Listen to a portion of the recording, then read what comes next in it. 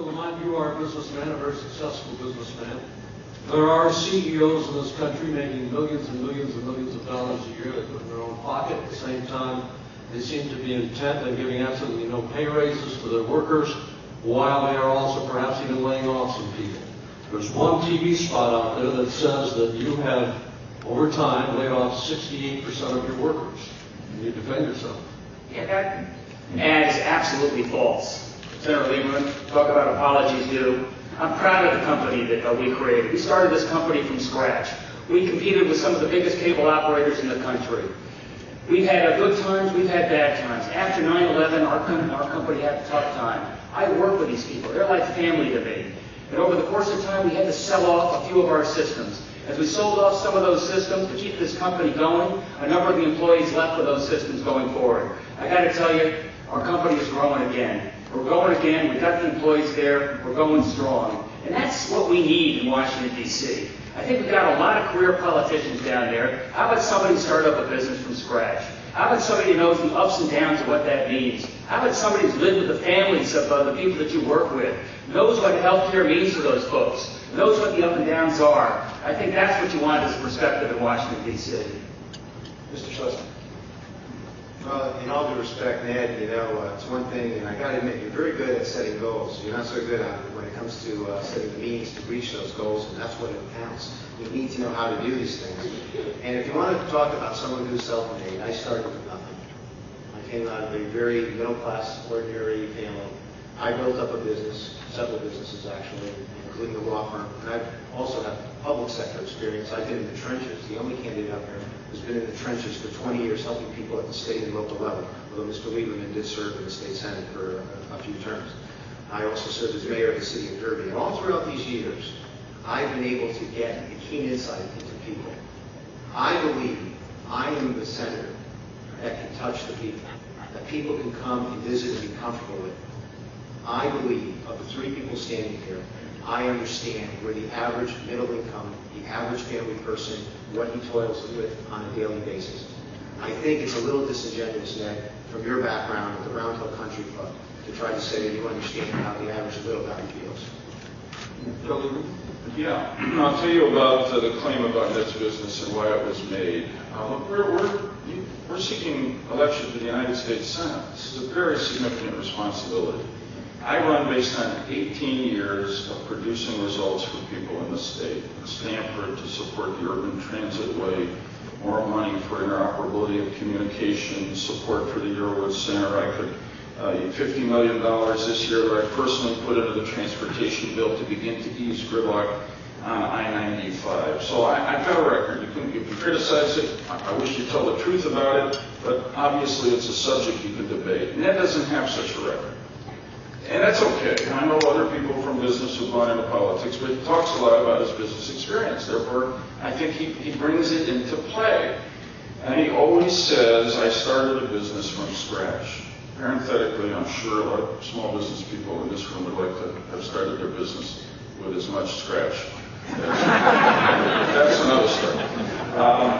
But this business of making a payroll, the facts show, and we got it from the New York Times, that he cut 68% of his workers. I don't understand the relevance of the tragedy of 9/11 to that, but that is the fact. And while he paid himself a very large salary. So if he cites his business experience and meeting a payroll as a justification for voting for him for the United States Senate, it seems to me to be fair to ask the question. I add one more thing about small business, because I think all of us want to help small business pay for health insurance for your workers. 60% of the uninsured people in America don't have health insurance work for small businesses. I've got a plan that I think will cover 95% of the uninsured and help the insured and small businesses afford to pay it. It has a lot of incentives in it. Ned, I looked at your plan. I don't think it covers, in fact, by your own admission, you said in New Haven at a meeting that it covered only 70% of those uninsured. But more to the point, it looks to me like it is a mandate on small business to cover all their employees with health insurance. If you do that, you're going to put a lot of small businesses out of business, and you're going to lead them to lay off a lot of their workers because they simply can't afford it. We've got to use carrots here not sticks, to help small businesses cover their workers with affordable health insurance. Senator Lieberman, you said that for the last 18 years. And for the last 18 years, our healthcare system is slowly broken. Today, we have 47 million people without health insurance, and even so, we spend 50% more than any other country on the face of this earth. 50% more. We have a plan to reduce the cost of health care for small business. Let small business buy into Medicare. Let small business buy into the congressional program that serves our senators and congressmen so well. Expand the pool and reduce the cost. That's what our answer is. But you're right, you do have a record. And I look back over the last 18 years, you talk about how is Connecticut doing? What are we doing for the state of Connecticut? You missed the key votes on Homeland Security, and we do less well than any other state in the region. You weren't there for Medicare Part D on the key bill going forward, and instead we now have a donut hole of more and more people falling into uninsured status. When it comes to transportation funding, we get half the share that we had just 18 years ago. Half the share.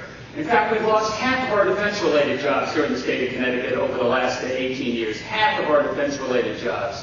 We're 49th out of 50. 49th out of 50 when it comes to how much money we get back from the feds. For every dollar we send to Washington, D.C., we get 68 cents back. That's second worst in the United States of America. That's poor old New Jersey is 50th out of 50.